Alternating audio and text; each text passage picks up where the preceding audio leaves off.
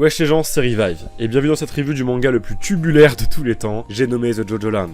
Comment ça va vous? Pour ma part, les vacances font honnêtement du bien après le bordel de fin d'année. Ça explique le délai de sortie plus raisonnable de cette vidéo, quand bien même habituez-vous à ce que les reviews sortant 2 jours après la sortie du chapitre, ce soit fini. Je peux juste plus me permettre pour ma santé, avec tout ce que j'ai à gérer à côté. Mais rassurez-vous, j'ai fait cette review avec plaisir et dans de superbes conditions, grâce à un chapitre très clair et beaucoup de temps libre au calme.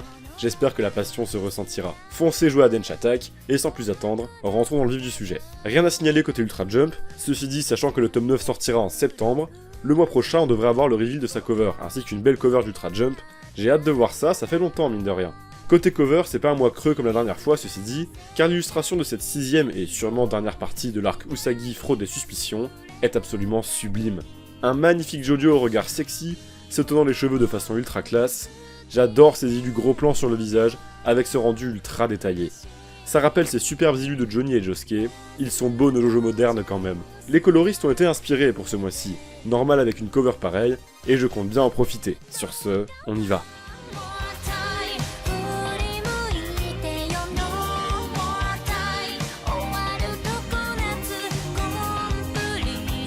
Comme dit dans l'intro, malgré ses énormes avancées scénaristiques et son setup de la suite, on a eu le droit à un chapitre très clair dans tout ce qu'il raconte. Tout est limpide, maîtrisé de bout en bout, et ça fait du bien après l'immense bordel du mois dernier. C'était drôle, hyper bien mis en scène, rempli de superbes idées pour la suite de l'intrigue, et de caractérisation de personnages géniales, le genre de chapitre hyper frais, qui fout le smile comme pas possible. Revenons sur tout ça tranquille, ambiance vacances d'été, même si je suis plus au moment où je parle.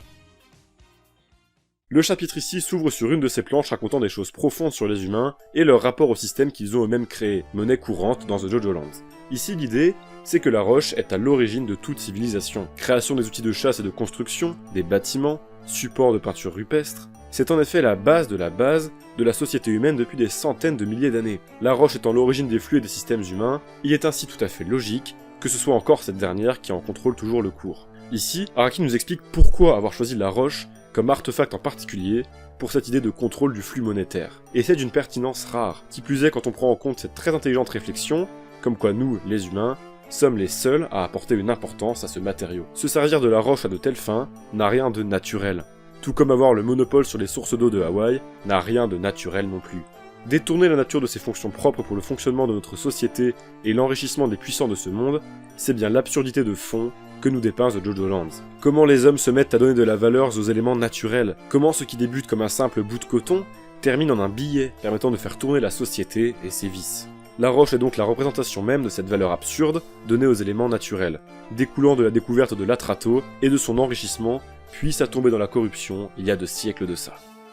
J'adore, comme d'habitude, en l'espace d'une planche, Araki développe des concepts fascinants. Cette justification du choix de la roche est tout à fait pertinente, et même si c'était déjà ce qui ressortait après analyse approfondie, cette explication très directe de tout ça, faisant presque office de note d'intention de la part d'Araki, permet de remettre tout le monde sur un même pied d'égalité. Sur ce, transition Rohan.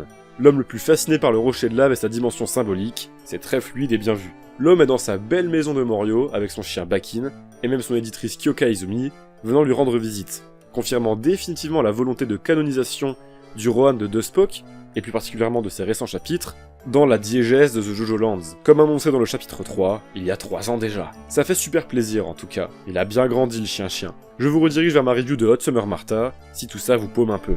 Mais alors, qu'est-ce que son éditrice fout là? Eh bien l'homme, chiant comme il est, a décidé de faire un changement de dernière minute dans quelques bulles du prochain chapitre de Pink Dark Boy. Et juste pour ça, il l'a fait se déplacer IRL à son grand désarroi. Pourquoi? Eh bien tout simplement car c'est ça le code pour Jojo. C'est pour ça qu'il a insisté sur le fait qu'il sera toujours son plus grand fan.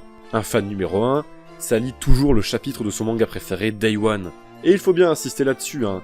Day One pour le fan numéro 1. Car Day One, c'est dans son manga que le message codé sera révélé, n'apparaissant clairement qu'à Jojo.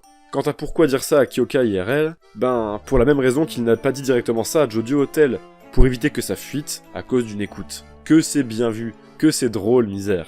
C'est à la fois tellement pertinent et tellement in-character de faire ça, j'ai rarement vu une scène si rohanesque. Chacune de ses apparitions, c'est un bonheur. J'adore le rôle qu'il a dans The Jojo Land, et je trouve toujours ça ouf qu'un personnage si vieux, introduit il y a plus de 30 ans, ait toujours tant d'importance dans ce manga. On continue avec les bonnes refs au vieux machin d'Araki, car qui aurait pu prévoir ce remake de la Torture Dance? J'avais certes pressenti une torture bien vénère à la fin du chapitre précédent, mais j'aurais jamais imaginé que ça aille jusque-là. Enfin, au fond, c'est si pertinent. Quelle meilleure manière de faire une scène de torture que de prendre ça sous l'optique de l'hommage à Golden Wind, partie à qui déjà doit tant de Jojo Lands.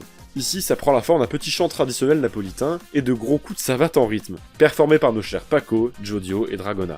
Ce qu'ils chantent, ça s'appelle Funiculi Funicula. Ça a été composé par Luigi Denza en 1880 pour fêter l'arrivée d'un funiculaire touristique pour permettre la visite du volcan du Vésuve. Y a pas vraiment de propos de fou quant au choix de cette chanson, mais c'est tout de même un choix très pertinent. Le lien avec le volcan, les racines italiennes pour l'hommage à Golden Wind, le ton joyeux pour le décalage avec la scène de torture ironique, ce qui avait fait tout le sel de la torture dance et son adaptation par David Prod, c'est très bien trouvé. Le finish en cula, jojoifié pour en faire une onomatopée, ça m'a particulièrement atteint. C'est complètement con, j'ai hâte de voir l'adaptation animée de cette scène quand on sera marié avec des gosses, ou en EHPAD pour ceux qui sont déjà mariés avec des gosses. Force à vous. L'homme ne va pas résister très longtemps, et commencer par révéler s'appelait Mundra. Il s'agit d'une ville indienne, rien de plus à en dire si ce n'est que c'est rigolo qu'un mec lié à une affaire de scam soit indien.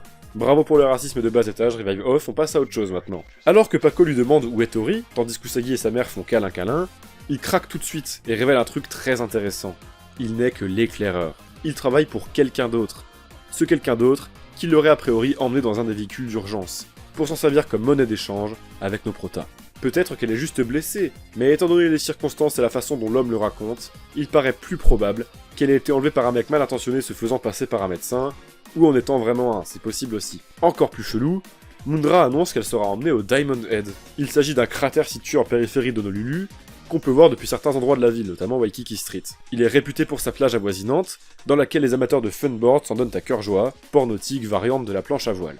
Alors ok, mais c'est trop bizarre, pourquoi faire? Soit c'est pour choper des rochers, car le ravisseur pense que c'est là-bas, soit c'est pour kiffer un coup car c'est un mec bien perché, et qu'il a un plan lié au domaine du surf pour niquer nos protas, c'est peut-être juste qu'un hôpital se trouve dans le coin, genre dans le quartier au pied du volcan, ou encore cet hôpital de Honolulu, qui n'est pas localisé là-bas, mais qui porte son nom, Araki jouant sur ce double sens. Ça va être compliqué de faire une conclusion là-dessus, laissons-nous porter et attendons le mois prochain.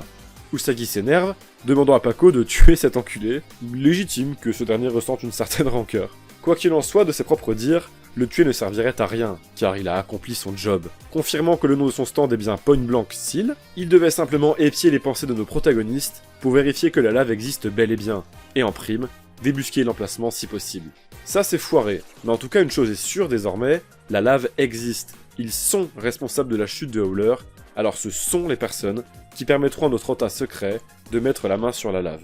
C'est intéressant cette idée de confirmer l'existence de la lave, comme si ça tournait sous forme de rumeurs et de on-dit dans les hautes sphères de ce pays, car a priori l'Anta en fait partie, comme une façon d'expliquer la puissance de Howler et sa soudaine chute après l'événement du bateau. On reviendra vite sur cette faction antagoniste et ce que ça veut dire. Pour l'heure, attardons-nous encore un peu sur Mundra, même si tout ça est évidemment lié de près.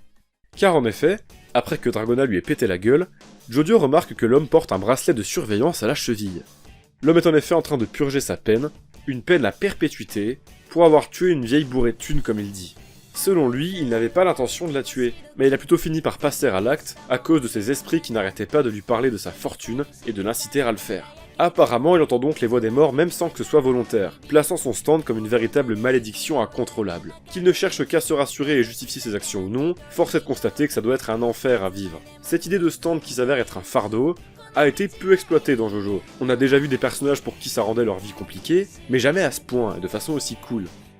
Cette zone grise, sur ses véritables motivations et son rapport à son stand, colle en tout cas parfaitement à The Jojo Lands, et sa dépiction de la complexité des sentiments humains, avec cette idée toujours théorique, à ce stade, comme quoi les stands y réagiraient, se manifestant, ou tout du moins pouvant être contrôlés comme il faut, si et seulement si le manieur accepte les absurdités dont il a été victime.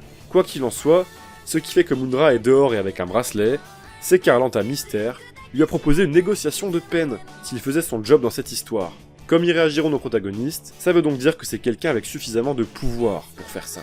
Les pièces du puzzle sont introduites petit à petit jusqu'à la grosse révélation qui arrive incessamment, cet arc est véritablement très bien écrit.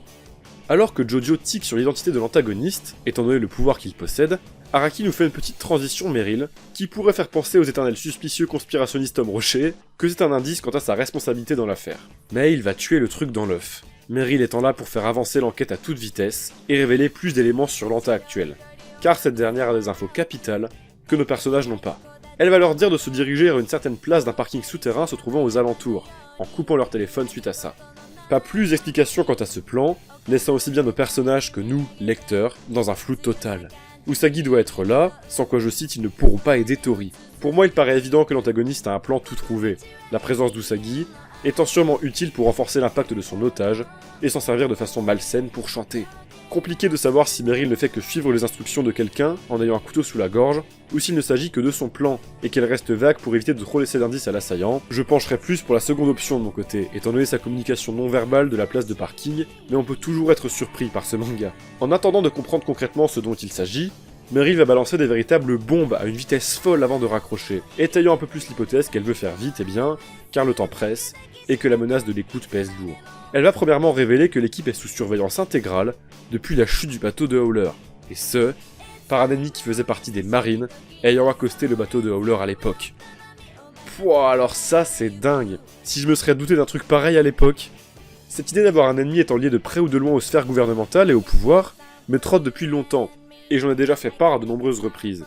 Il était alors absolument logique d'évoquer cet aspect dans un manga traitant de corruption et de manipulation du flux monétaire. On a déjà eu les flics véreux et des représentants des forces de l'ordre et de la justice avec Kei et la M qui trempaient là-dedans, mais là, on a carrément un marine, c'est un cran au-dessus, et ça ne fait que me confirmer que la plupart des antagonistes secondaires du manga seront de cet acabit. Mais alors, que veut ce bougre? Et qui sait? Compliqué de répondre à la question en l'absence d'éléments concrets, mais on a quand même plusieurs indices menant à des pistes franchement intéressantes. Déjà, il y a la question de l'ampleur de la menace. Agit-il seul, ou a-t-il formé une véritable faction ralliée à sa cause? Sachant que Mundra n'était qu'un rouage, tout est possible. On est, a priori, même pas sûr de l'identité du scammer.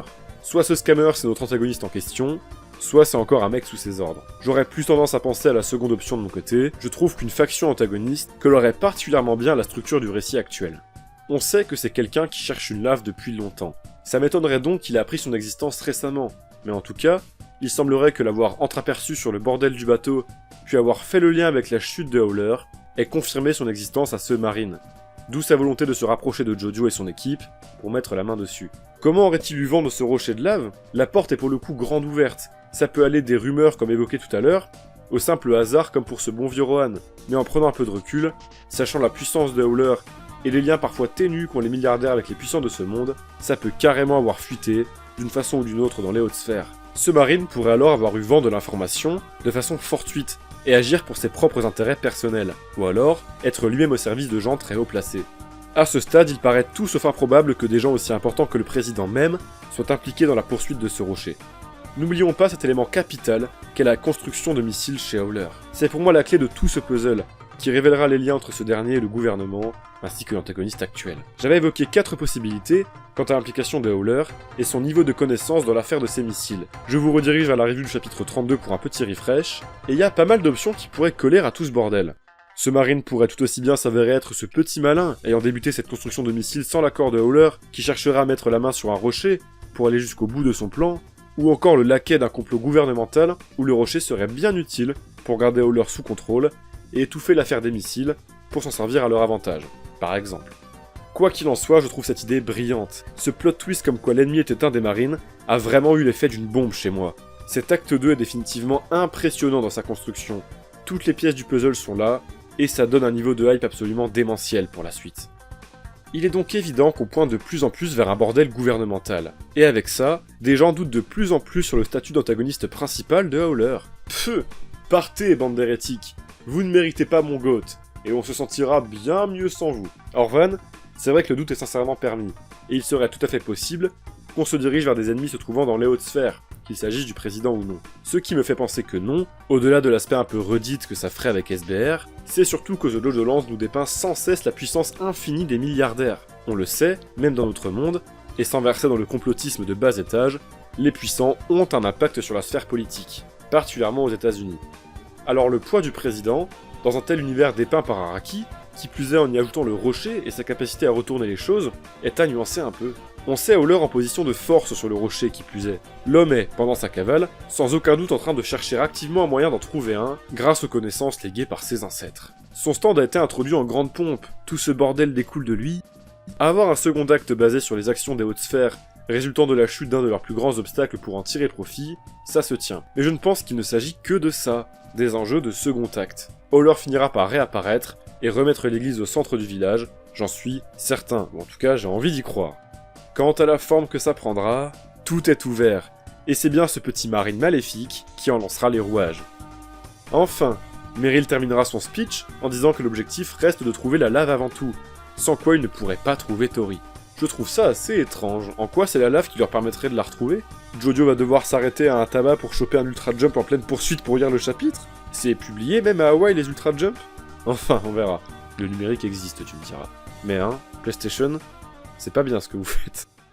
Dans tout ce bordel et cette frénésie, Jojo s'arrêtera brièvement pour parler à Mundra avant de fuir. Il annonce avoir de la peine pour lui, qui s'est retrouvé mêlé à tout ça sans son consentement. Son employeur n'a pas confiance en lui, sinon il n'aurait pas besoin de ce bracelet. Il devrait fuir vite, car les représailles devraient arriver soudainement. Une nouvelle très belle démonstration de compréhension humaine profonde de Jojo, qui touchera Mundra dans son ego, car bordel, c'est Jojo qui a un trouble, et c'est lui qui lit dans les personnes, pas l'inverse. Je trouve ça très malin. Malgré la capacité littérale de Mundra à lire dans les esprits, c'est bien Jojo qui aura le mieux compris son adversaire, sans avoir besoin de ça. Un adversaire définitivement marquant pour ma part. C'est juste un laquais, un détenu, un fuyard et un lâche qui justifie ses actions sans en prendre la responsabilité. À mettre en relation avec ce gris quant à la véritable responsabilité des esprits. Non franchement c'est trop cool. En résulte un antagoniste attachant, avec ce côté tsundere, et c'est la dernière chose qu'on aurait pu imaginer d'un connard pareil, tel que dépeint de par son stand. Un bon contre-pied pris pour Araki, qui surprend de la meilleure des manières, plaçant cette partie comme un véritable sans faute en ce qui concerne ses antas secondaires pour l'instant. Et ce n'est pas la scène finale qui va venir dire le contraire. Alors que Jojo prend ses jambes à son cou, après avoir balancé ses trucs et avoir prévenu Mundra de fuir, ce dernier se fait soudainement attaquer par 2 tubes tombant du plafond, au cours de cette planche de révélation géniale, faisant particulièrement mouche grâce au rythme effréné du chapitre, et au dire précédent de Jojo, 6 ans à danger pour Mundra. Les 2 tubes se rejoignent alors, pour prendre une forme humanoïde goofy-esque. Attends, mais c'est carrément devenu un mème ça? Comment ça, c'était ce qu'il fallait pour faire des stats pareils sur The Jojo Land et faire remonter l'intérêt des gens pour cette partie? Après réflexion, ça n'a rien d'étonnant. Les mèmes ont toujours été une grande raison de la popularité de Jojo, en tout cas de l'accroche initiale qui fait entrer les gens, pour qu'ils se rendent compte seulement après coup de la profondeur de l'œuvre. Et c'est vrai que c'est un design ultra réussi, ce retour à un truc si basique, universel même, ça tranche tellement avec l'esthétique ultra détaillée d'Araki et des récents stands, que bah ouais, ça fait mouche. C'est pas pour rien que les designs de Toby Fox comme le Star Walker sont eux aussi rentrés dans la culture pop. Faire un truc si basique et pourtant reconnaissable entre mille, c'est une prouesse dont peu d'artistes sont capables, et ça ne m'étonne pas, venant du mec qui a automatiquement associé le motif si simple d'une étoile à l'entièreté de son œuvre. Araki a la grammaire visuelle, et si j'ai du mal à m'imaginer qu'il anticipait une telle réaction, ça n'a au final rien d'étonnant. Il faut aussi dire que l'introduction en elle-même, de par sa brutalité, son concept et l'effet sur Mundra, fait l'effet d'un coup de massue. Ce bon vieux John Rod va alors se rapprocher de Mundra et enrouler son pied droit, avec le même effet d'élasticité que démontré précédemment pour se faire rejoindre ces 2 parties, puis générer plein de petites pustules sur la partie gauche de son corps, qui se répercuteront en des trous placés au même endroit sur Mundra, le déchirant d'un coup en 2, puis posant ensuite son pied gauche, et faisant la même chose de l'autre côté. C'est d'une violence, misère! Son pouvoir nous sera sans aucun doute explicité plus tard, mais ça a l'air d'être un truc plutôt simple à capter et visuellement efficace, à base de répercussions au contact et d'ondes destructrices, un peu à la 200 Balloons de loin. Mundra finira par succomber à ses blessures en regardant vers le ciel, trouvant de la beauté dans cette forme tubulaire étincelante, lui ayant pourtant ôté la vie. C'est presque biblique, comme s'il voyait la lumière et son envol symbolique au ciel, après sa vie de merde passée aux côtés des esprits des morts. Ça a quelque chose de presque réconfortant, cathartique même, malgré le drame. Une fin parfaitement appropriée pour Mundra, et un coup de maître de la part d'Araki. Cette introduction, faite de par le point de vue de l'antagoniste précédent en position de faiblesse, c'était carrément génial, surtout quand c'est aussi symbolique. Il est très agréable de voir Araki dédier autant de pages à une simple introduction de stand. 11 pages sur 39 sont dédiées à l'intro de John Rod, et c'est ce qui la rend si mémorable. John Rod finit par s'envoler, tandis qu'un plan en vue du dessus sur le protagoniste en train de fuir les place automatiquement en position de proie. Parfaite manière de finir ce chapitre, en instaurant une tension palpable pour la suite. Intéressant de noter qu'Usagi a fini par prendre Allison sur son dos, malgré les conseils contraires de Meryl. Il faut croire que l'homme tient beaucoup à sa mère, et c'est très beau, définitivement. Un peu déçu de ne pas avoir eu le fin mot de l'histoire quant à leur relation dans ce chapitre, mais étant donné que Tori n'a toujours pas été retrouvée, ça paraît logique qu'il faille attendre le dénouement de cet arc pour en arriver là. Tori reste un enjeu majeur, c'est la monnaie d'échange, Toujours une grosse question avec cette ombre apparue dans le chapitre 33, dont on ne devrait pas tarder à avoir les réponses, j'espère.